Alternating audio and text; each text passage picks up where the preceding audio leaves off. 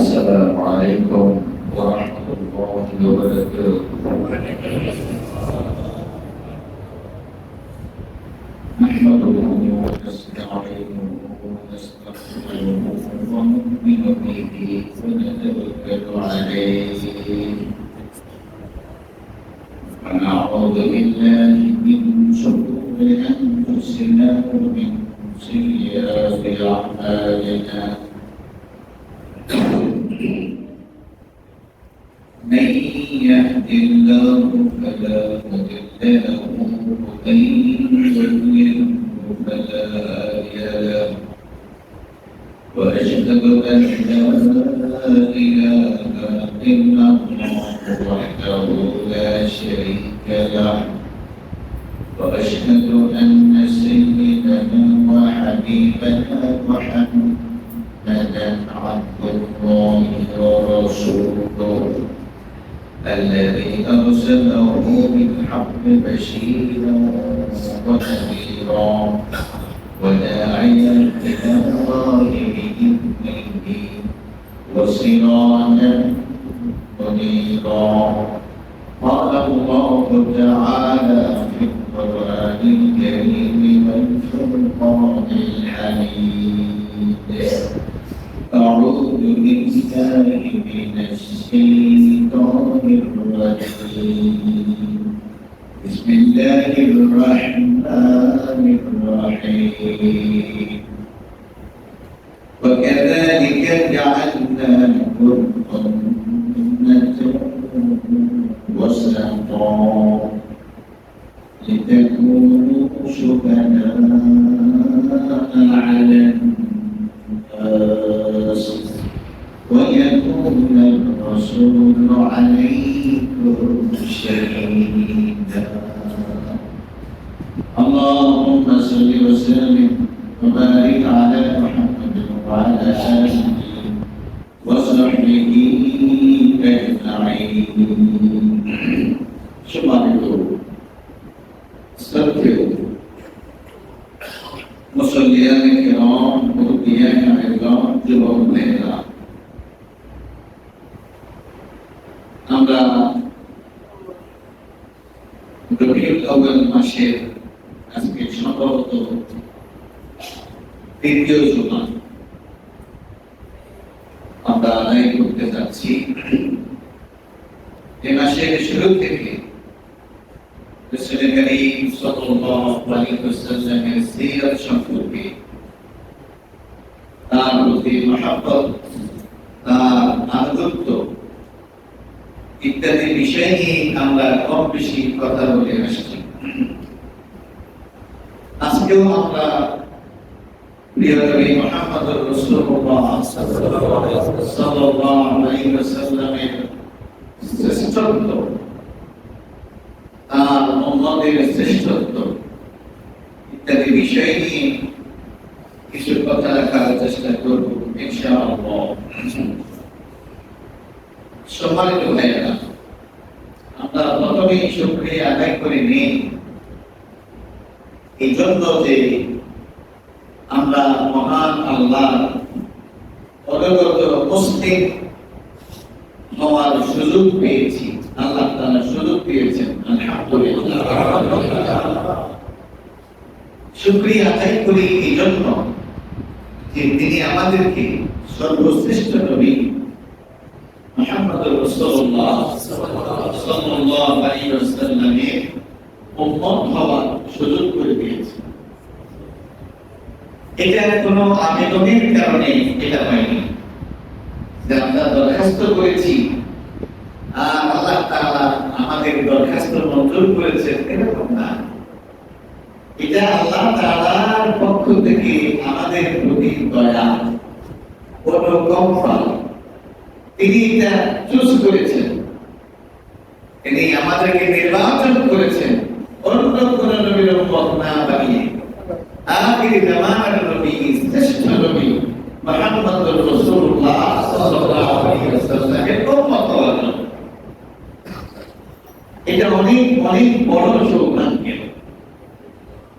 হাদিসের মধ্যে দেখা যায় নবী মুহাম্মদুর রাসূলুল্লাহ সাল্লাল্লাহু আলাইহি ওয়াসাল্লাম বলেছেন নাহনুল আখিরুন, আমরা হলাম আখিরি উম্মত। আমরা কি আখিরি উম্মত? নাহনুল আখিরুন, আখিরি উম্মত মানে হলো আমাদের পরে একদম ডিরেক্টলি কিয়ামত হয়ে যাবে। আমাদের পরে শুধুই কিয়ামত, মাঝখানে আর কোনো নবী আসবেন না, আর কোনো উম্মত আসবেন না। আল-আউয়ালুন ইয়াউমাল কিয়ামাহ, আমরা শেষে, কিন্তু কিয়ামতের দিন আমরা হব প্রথম। সুবহানাল্লাহ, আমরা কিয়ামতের দিন কি হব? প্রথম।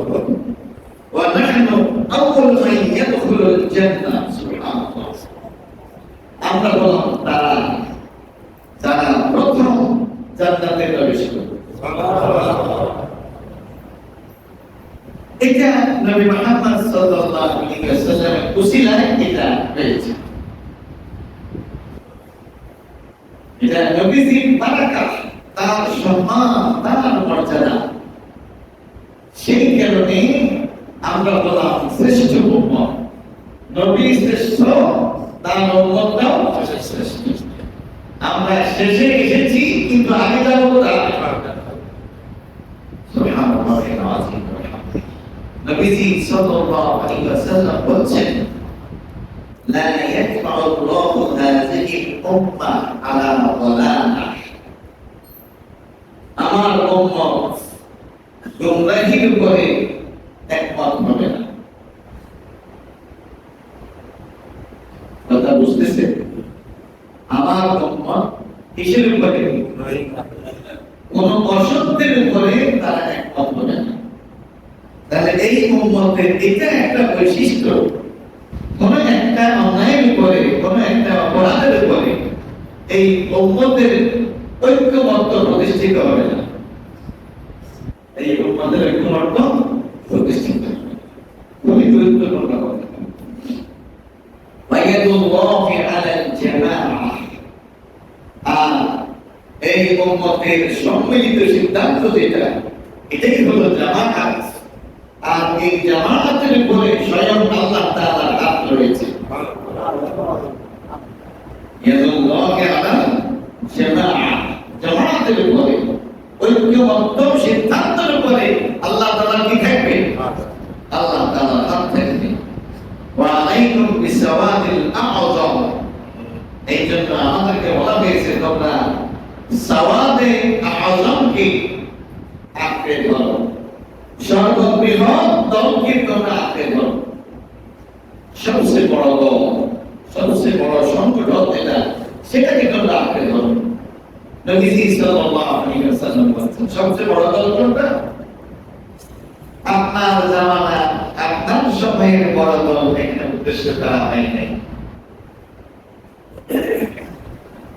নবী মুহাম্মদ সাল্লাল্লাহু আলাইহি ওয়াসাল্লাম থেকে নিয়ে আজ পর্যন্ত সমস্ত হকপন্থীরা যেই কথার উপরে সুপ্রতিষ্ঠিত ছিল, সেই কথার উপরে আবু বকর আছে, ওসমান আছে, আলী আছে, সমস্ত সাহাবীরা আছে, তাবিঈরা আছে, তাবিঈরা আছে, পূর্বেকার উলামায়ে মুতাকাদ্দিমিন, মুতাআখিরিন সবাই এই বিষয়টাকে সত্য হিসেবে গ্রহণ করেছে। কি এদের বাহিরে কি আলাদা কোন সত্য তালাশ করার সুযোগ নাই? এটাই হলো সওয়ালে আযম। এখন কি সওয়ালে আযম, সকল যুগের মানুষেরা যে জিনিসটাকে মহাসত্য হিসেবে গ্রহণ করেছে।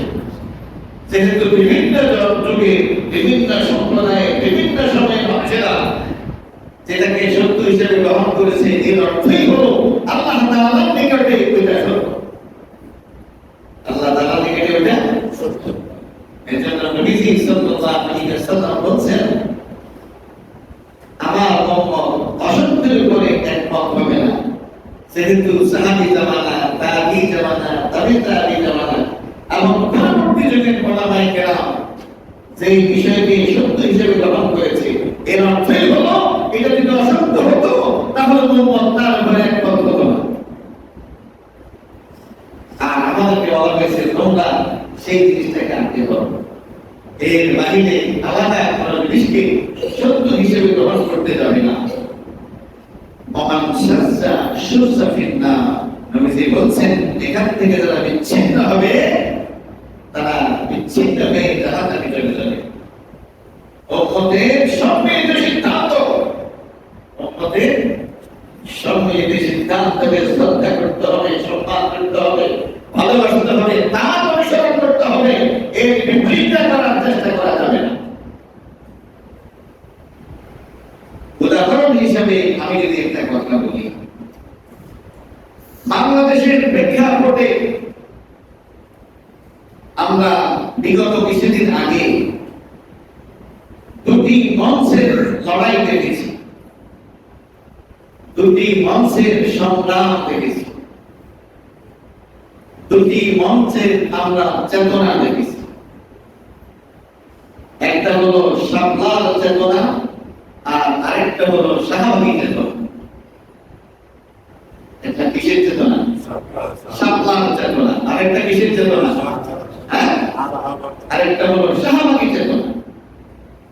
এই শাহবাগী চেতনার বিরুদ্ধে ডাক দিয়েছেন শাইখুল হাদিস, এদেশের হাজার লক্ষ কোটি ওলামা, ইমানদার, মুসলিমের নয়নের মণি, কলিজার টুকরা আল্লামা আহমদ শফি রাহমাতুল্লাহ আলাইহি। তিনি ডাক দিয়েছেন এদেশের সমস্ত ঘরানা ওলামায়ে কেরাম তাকে সরা দিয়েছে। তারা জানেন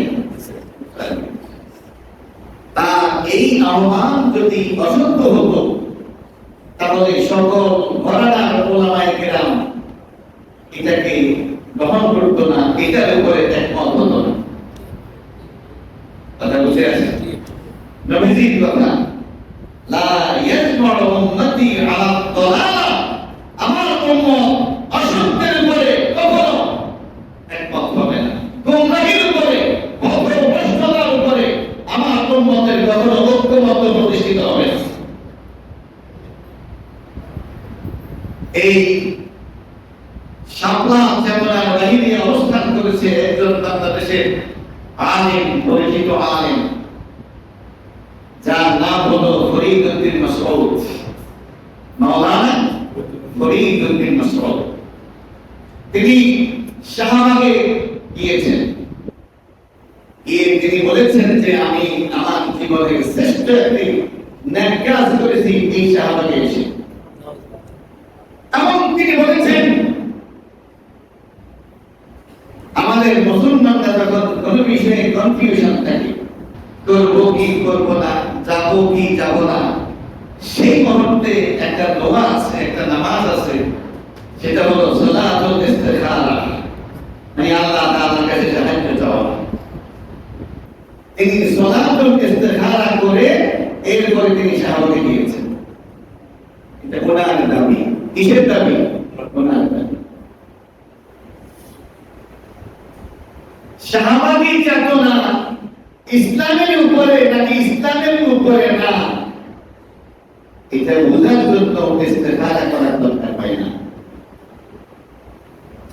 এখানে ইস্তেখারা শব্দের আশ্রয় নেওয়া হয়েছে শয়তানি করার জন্য, ভণ্ডামি করার জন্য, ফ্যাসিবাদকে স্থাপন করার জন্য ইস্তেখারা এখানে ব্যবহার করা হয়েছে। শাহবাগী চেতনা অসত্যের উপরে প্রতিষ্ঠিত হয়েছে। শাহবাগী চেতনা নাস্তিকতাবাদের উপরে প্রতিষ্ঠিত হয়েছে। শাহবাগী চেতনা প্রতিষ্ঠিত হয়েছে এদেশের নিরপরাধ মানুষদেরকে অন্যায়ভাবে খুন করার জন্য। শাহবাগী চেতনা প্রতিষ্ঠিত হয়েছে নবীর বিরুদ্ধে দুশমনি করার জন্য। খোলা চোখে সবাই এটা বলছে, আপনি বোঝেন নাই, আপনি জানেন যে আপনার কথা মানুষ খাবে না, সেই জন্য আপনি ইসলামের একটা ইমোশনাল, একটা স্পষ্টতার বিষয় আশ্রয় গ্রহণ করেছেন যে আমি সেখানে গিয়েছি ইস্তেখারা করে গিয়েছি, মানে আল্লাহর সাথে আমি পরামর্শ করতে গিয়েছি, সেখানে যাবেন কি যাবেন না সেই জন্য পরামর্শের দরকার হয়।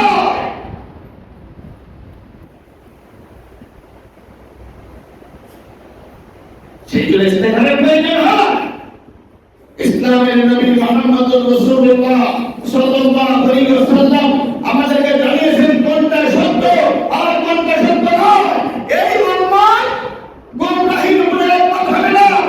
সেই সময় ইমাম শাফিঈর নেতৃত্বে আল্লাহর জমিনে ইজহার সংগঠিত হয়েছে, উম্মাহ ঐক্যবদ্ধ প্রতিষ্ঠিত হয়েছে শাহাদাতের বিরুদ্ধে, সত্যের পক্ষে।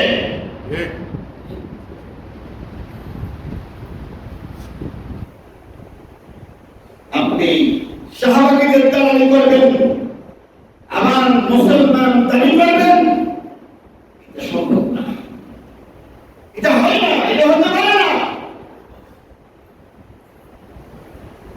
নীতিগতভাবে ইসলামের বিরুদ্ধে অবস্থান গ্রহণ করবেন, অনাবশ্যকের বিরুদ্ধে অবস্থান গ্রহণ করবেন, রাজনৈতিক মুরতাদদের সাথে ঐক্য করবেন, এটা ইসলাম আর ইসলামী আন্দোলনকে জবাই করে সিদ্ধান্ত গ্রহণ করবেন।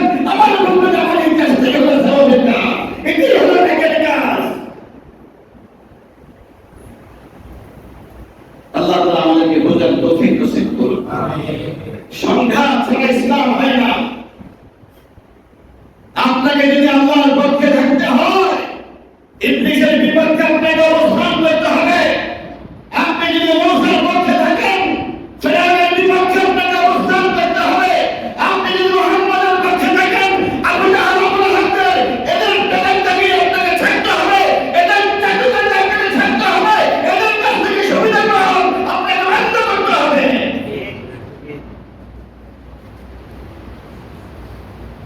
আপনি ইসলাম লাগাই ইসলামকে মিলাইয়া একাকার করে ফেলবেন। আবার আপনি নাকি তাহাজ্জুদের নামাজ পড়েন, আপনি নাকি বড় আলেম, এই সমস্ত ভান্ডামি আমাদের সামনে করবেন না।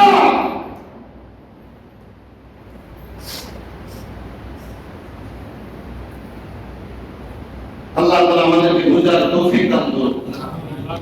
কারণ ব্যক্তিগত আমল আমরা দেখতে চাই না। যার ভেতরে যেটা আছে সেটা তার জবান দিয়ে বের হয়, যার ভেতরে যেটা আছে সেটা কর্ম দিয়ে তার প্রমাণ করে। সকাল সন্ধ্যা দিনে এবং রাতে আপনি কাদের সাথে উঠা বসা করেন, কারা আপনাকে ভালোবাসে, আপনি কাদেরকে ভালোবাসেন, আপনি কাদের এজেন্ডা বাস্তবায়নের জন্য মাসের পর মাস, বছরের পর বছর কাজ করেছেন, সেটা আপনি কিভাবে লুকাবেন? আপনার তাহাজ্জুদ তো হয় না। আপনার তাহাজ্জুদ আপনার সাথে জড়িত, এদেশের জনগণের সাথে, এদেশের মুসলমানদের সাথে, এদেশের ইমানদারদের সাথে, এদেশের শহীদদের সাথে আপনি বিশ্বাসঘাতকতা করেছেন।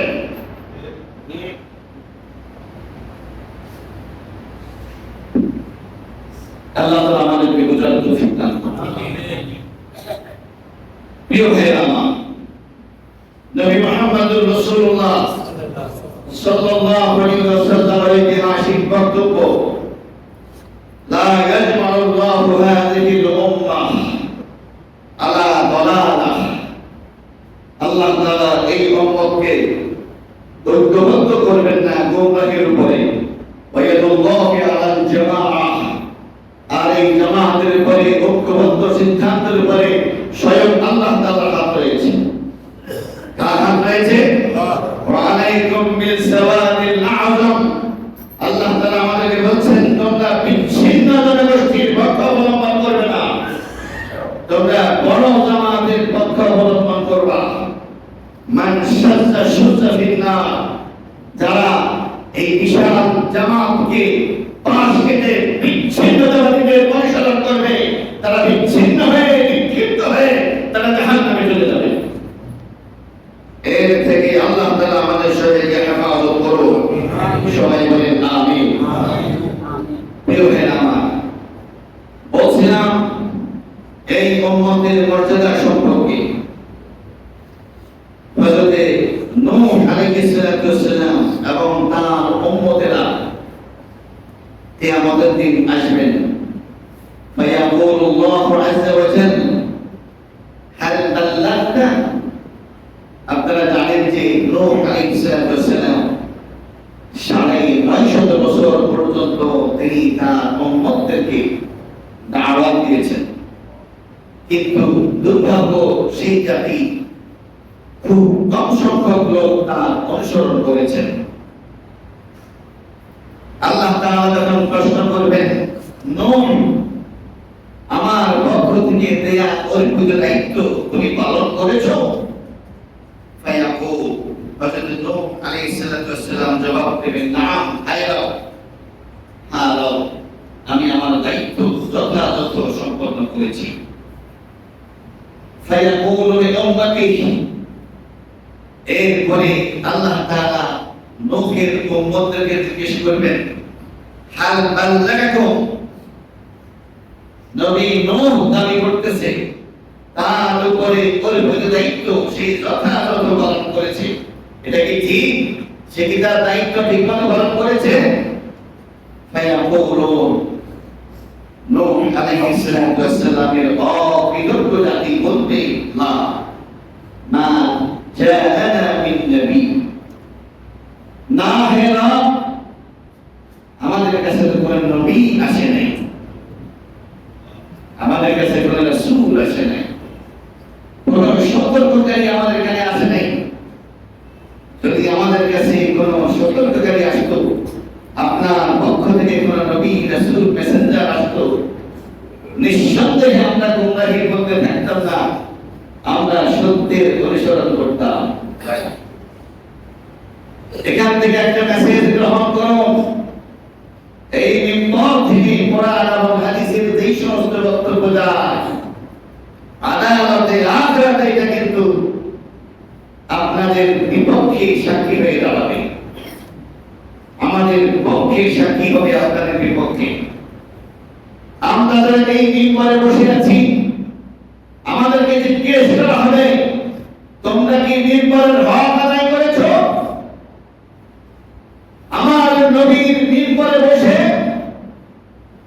মসজিদের খুতবার মিম্বরে বসে আমার সত্য দিন কি তোমরা লুকাইছো?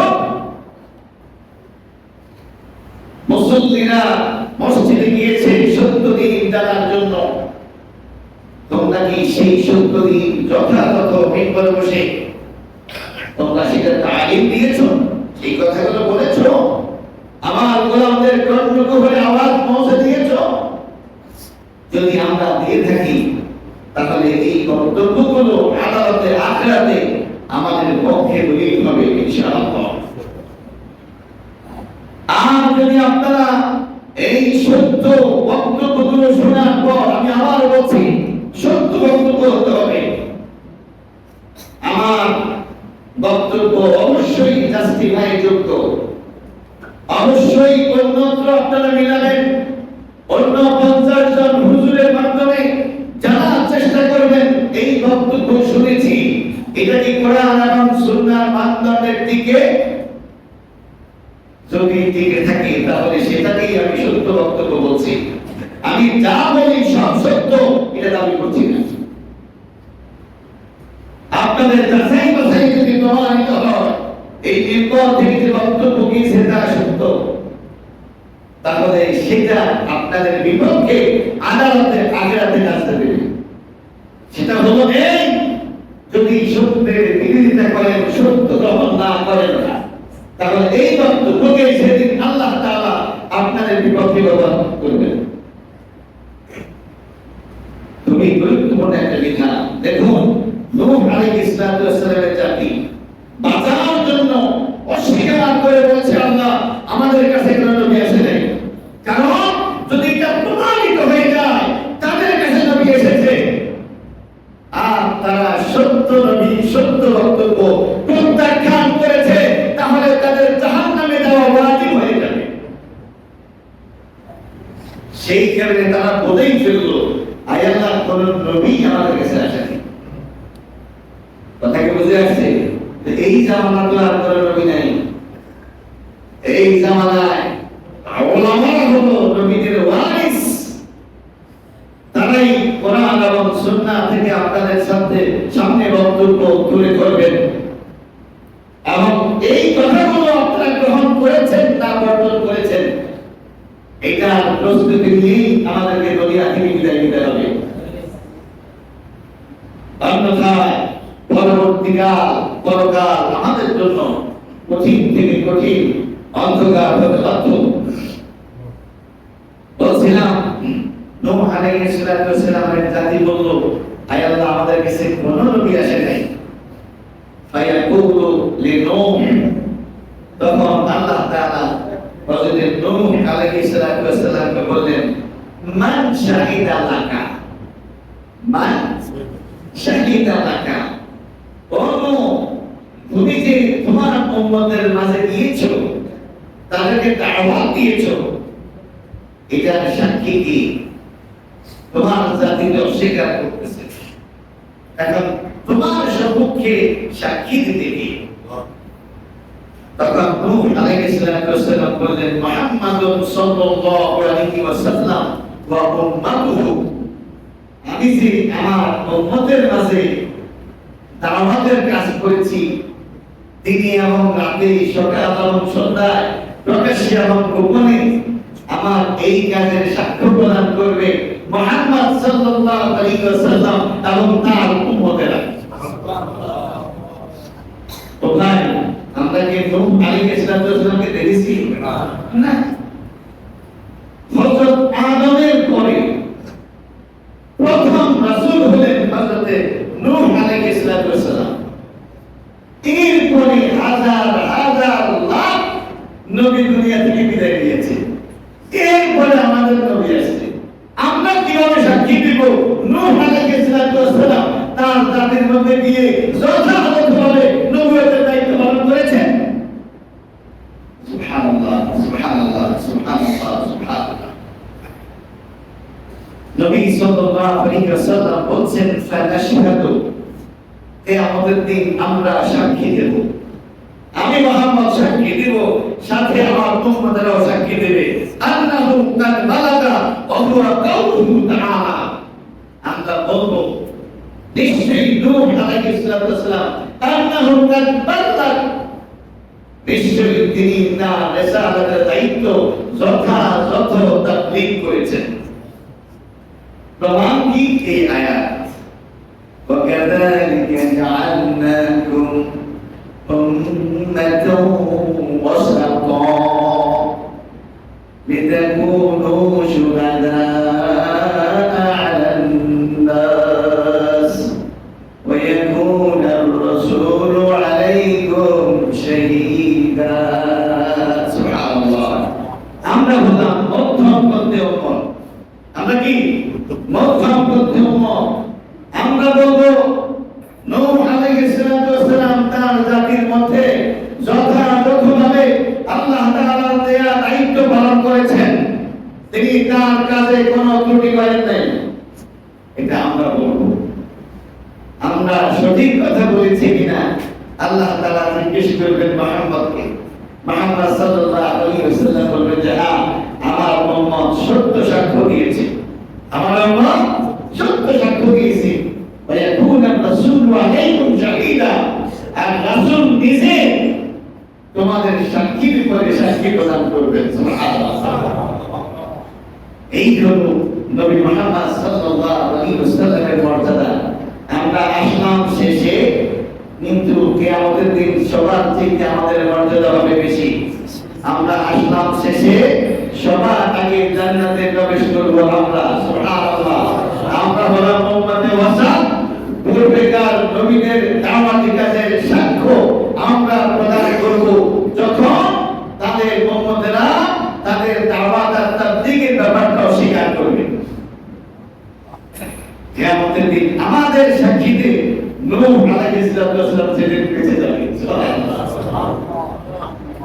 এটা আমাদের মর্যাদা, এটা আমাদের শরফ।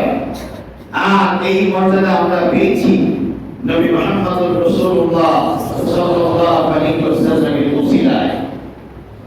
প্রিয় ভাইরা,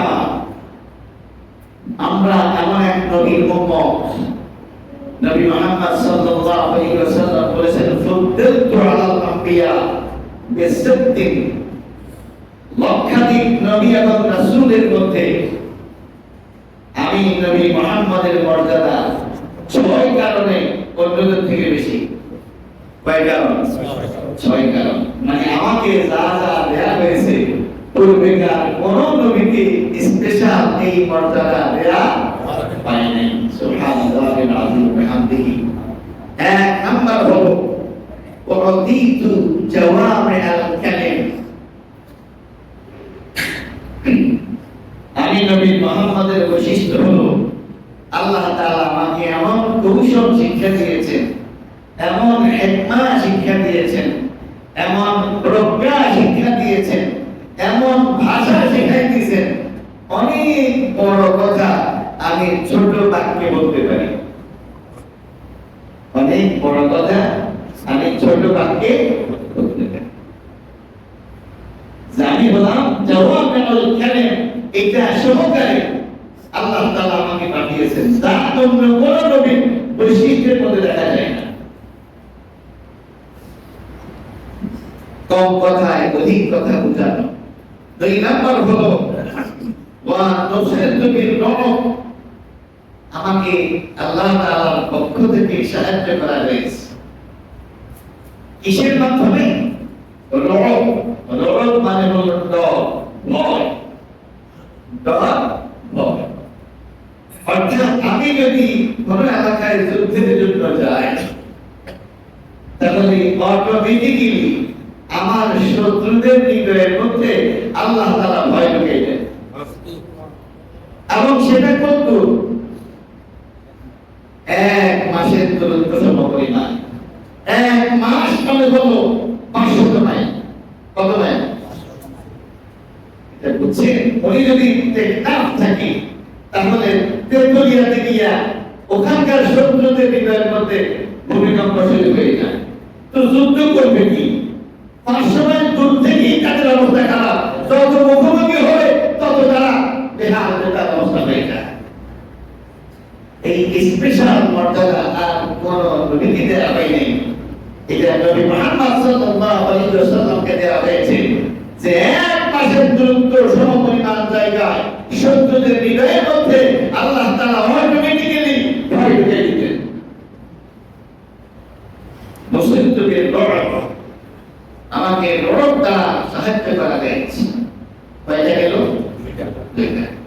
আরেকটা হলো ওয়াহিল্লাতলি আল মাগানিম আল গানানিম, গনিমতের মাল। যুদ্ধ পরবর্তীতে শত্রুদের রেখে যাওয়া সম্পদ, এটাকে বলা হয় গনিমত। কি বলা হয়? গনিমত।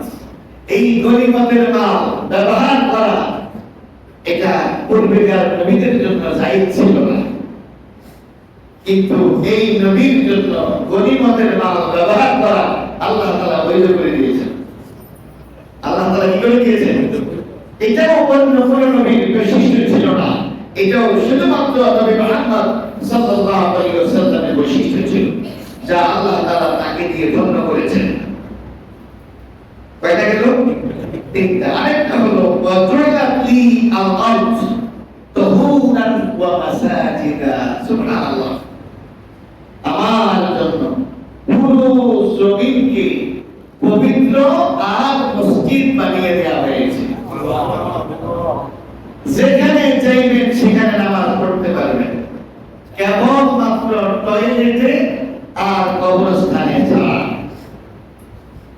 কবরস্থান এটা ইবাদতের জায়গা না, আর টয়লেট এটা হলো ময়লা জায়গা। এছাড়া পৃথিবীতে যেখানে আপনার মন চায় সেখানে দাঁড়িয়ে আপনি সালাত আদায় করতে পারবেন। সুবহানাল্লাহ, পুরো জমিন পবিত্র, সেটা হোক পাহাড়ের চূড়ায়, সেটা হোক কি বলে সমুদ্র পৃষ্ঠে, সেটা হোক গাছের মাথায়, সেটা হোক ক্ষেতের আইলে, সেটা হোক নদীর পাড়ে, কোনো সমস্যা নাই। পূর্বেকার নবীদের উম্মতেরা ইবাদত করতে হলে ইবাদত গৃহে যেতে হতো, ইবাদত গৃহে যেতে হতো। আমাদেরকে বলা হয়েছে যেখানে নামাজের সময় সেখানেই তুমি দাঁড়িয়ে যাও, কারণ ওইটাই মসজিদ, ওইটাই তোমার জন্য পবিত্র জায়গা। সুবহানাল্লাহ,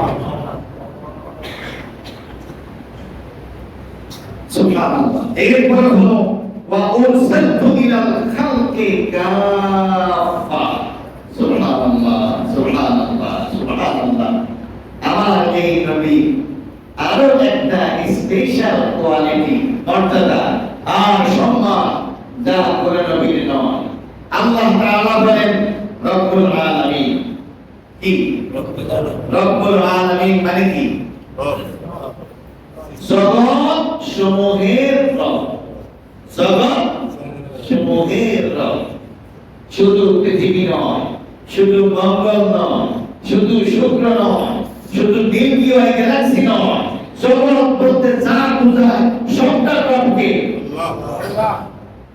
নবী মুহাম্মদ সাল্লাল্লাহু আলাইহি ওয়াসাল্লাম তিনি বলেন রাহমাতুল লিল আলামিন, তিনিও জগৎ সমূহের জন্য রহমত। সমস্ত নবী কোন না কোন অঞ্চলের জন্য এসেছেন, কোন না কোন বর্ণের মানুষের জন্য এসেছেন, কোন না কোন সময়ের জন্য এসেছেন, কিন্তু নবী মুহাম্মদ রাসূলুল্লাহ সাল্লাল্লাহু আলাইহি ওয়াসাল্লাম পুরো মানব জাতির জন্য আল্লাহ তাআলাকে পাঠিয়েছেন। তার রিসালাত সমস্ত সৃষ্টিকুলের জন্য প্রযোজ্য, তার রিসালাত সমস্ত সৃষ্টিকুলের জন্য প্রযোজ্য। জিনদের মধ্যে মুসলমান আছে, কাফের আছে, তাদের শরীয়ত কই, তাদের কিতাব কি? তাদের শরীয়ত হলো শরীয়তে মুহাম্মাদি, তাদের কিতাব হলো আল কোরআন, তাদের হাদিস হলো আমার নবীর হাদিস। তাহলে বুঝে আসছে এই হলো নবী মুহাম্মদ সাল্লাল্লাহু আলাইহি ওয়াসাল্লামের শান। কয়টা গেল? আরেকটা হলো আমি হলাম নবুয়তের দেয়ালের সর্বশেষ ইট, সর্বশেষ ইট।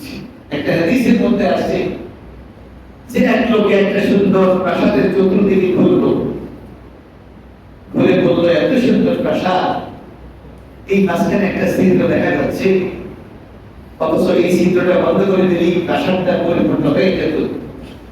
নবীজি সাল্লাল্লাহু আলাইহি ওয়াসাল্লাম বললেন ওই ছিদ্রে বসানোর সর্বশেষ ইট হলাম আমি নবী মুহাম্মদ রাসূলুল্লাহ সাল্লাল্লাহু আলাইহি ওয়াসাল্লাম।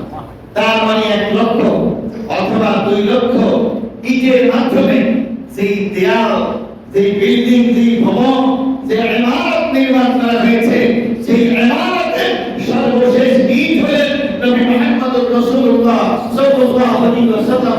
আদম থেকে নিয়ে সেই নবুয়তের ধারা চলতে ছিল, সেই ধারার সর্বশেষ পরিসমাপ্তি হলো নবী মুহাম্মদ রাসূলুল্লাহ সাল্লাল্লাহু আলাইহি ওয়াসাল্লাম।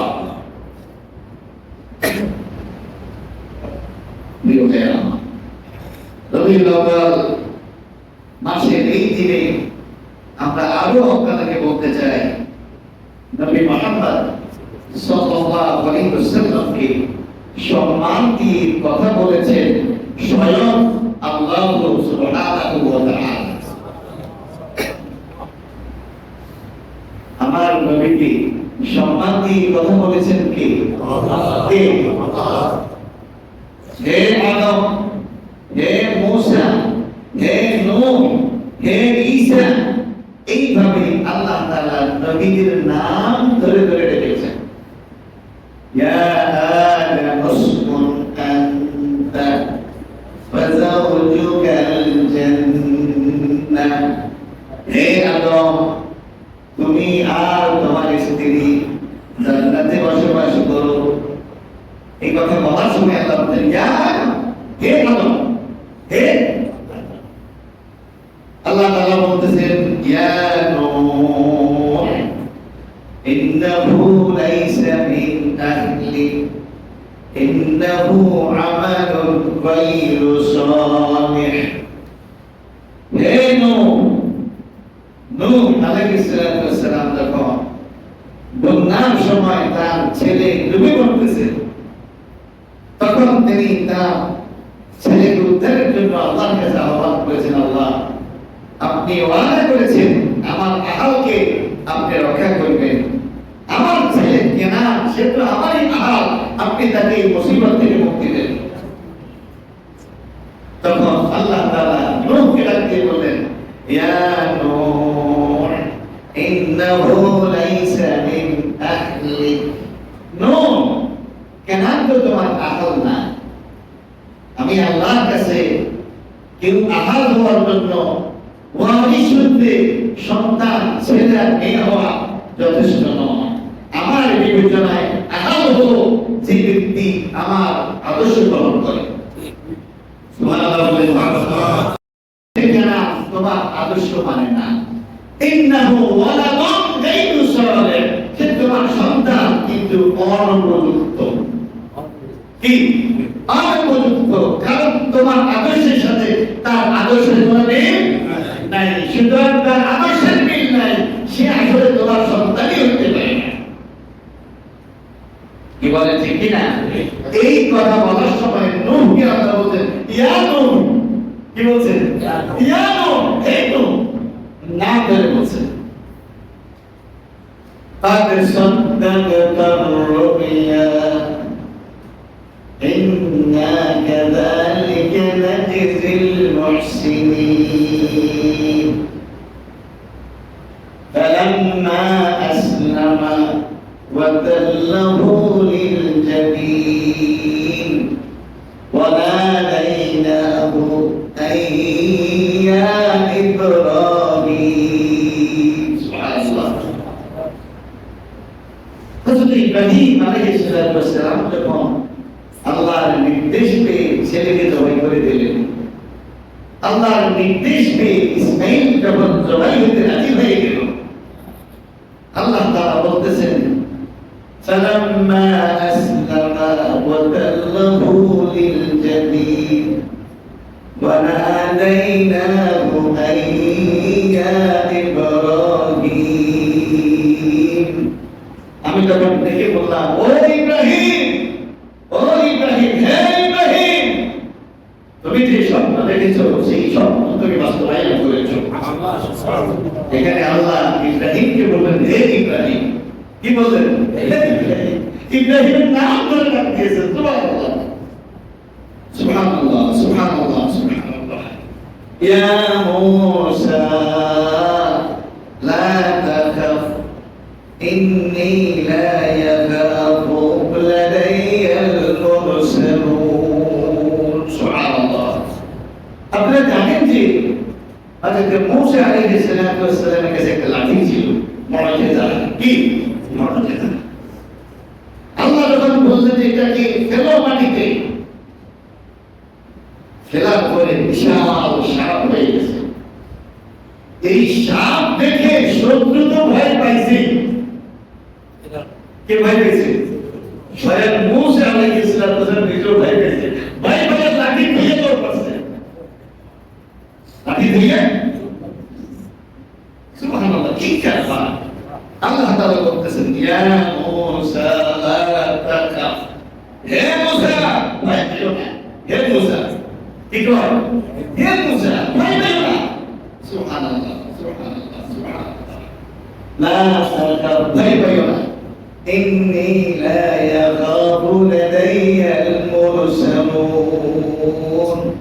আমার সামনে আমার রাসূল থাকবে, আমার সে ভয় পাবে, এটা ভয় পাবে। আমার রাসূল আমার সামনে ভয় পেতে পারে না, তুমি ভয় পেও না। আমার নির্দেশে সাপ হয়েছে, আমার এটা ঠিক হয়ে যাবে, তুমি দৌড়াইও না, তুমি যাবে। সুবহানাল্লাহ। এই কথা বলার সময় আল্লাহ বলছেন কি? হে মূসা, সুবহানাল্লাহ, সুবহানাল্লাহ। ইয়া ইয়াহইয়া খুযিল কিতাবা বিকুওয়া। ইয়াহইয়া, কিতাবকে শক্ত করে আঁকড়ে ধরো। কি বলছেন? ইয়াহইয়া, ইয়া যাকারিয়া ইন্না নুবাশশিরুকা বিগুলামিন ইসমুহু ইয়াহইয়া। ও যাকারিয়া, আমি তোমাকে একটা পুত্র সন্তানের সুসংবাদ দিচ্ছি, যার নাম হবে ইয়াহইয়া। তাহলে যাকারিয়াকে আল্লাহ কি বলে ডাক দিয়েছেন? কিন্তু আমার নবী মুহাম্মদ কি কোরআনের কোথাও একবার বলেন না ইয়া মুহাম্মদ, ইয়া আহমদ, একবারও দেখা বলেন না। সুবহানাল্লাহ। ইয়া আইয়ুহার রাসূল, ইয়া আইয়ুহান নবী, আল্লাহু আকবার। ইয়া আইয়ুহাল মুদ্দাথির, ইয়া আইয়ুহাল মুযাম্মিল। সুবহানাল্লাহ। ও ভাই, সেই নবীর আল্লাহ, সেই নবীকে স্বয়ং সম্মান করেছে কে?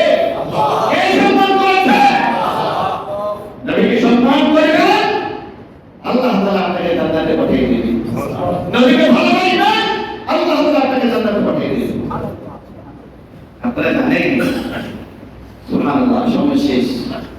একবার আপনারা জানেন যে মিম্বর তৈরির আগে নবীজি একটা খেজুর গাছের সাথে হারাম দিয়া কথা বলতেন।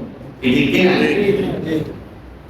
তখন সাহাবীরা বললেন যে আমরা আপনাদের একটা মিম্বর বানাই, ওখানে বসে আপনি কথা দেবেন। তিনি বলের মধ্যে দিলেন, মিম্বর বানানো হলো। নবীজি গাছের কাছ থেকে এসে মিম্বরে বসে কথা বলতে লাগলেন। বুখারী শরীফের হাদিস। ছোট বাচ্চার মতো ওই খেজুর গাছটা কান্না শুরু করেছে।